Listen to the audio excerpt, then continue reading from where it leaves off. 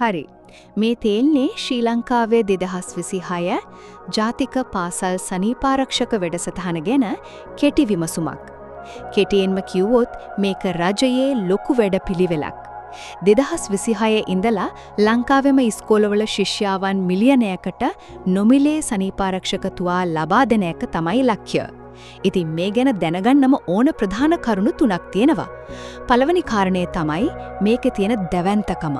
2024 දී ග්‍රාමීය පැතිවලින් පටන් ගත්තට 2026 වෙනකොට මේක මුළු රටම ආවරණය කරනවා.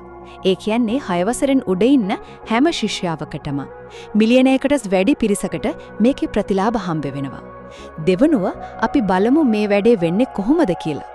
රාජ්‍ය මේකට රුපියල් බිලියන 1.44ක් වෙන් කරලා තියෙනවා. ඉතින් සුදුසුකම් තියෙන හැම ශිෂ්‍යාවකටම අවුරුද්දකට රුපියල් 1440ක් වටින වවුචරයක්, ඒ කියන්නේ තිලිනපතක් ලැබෙනවා.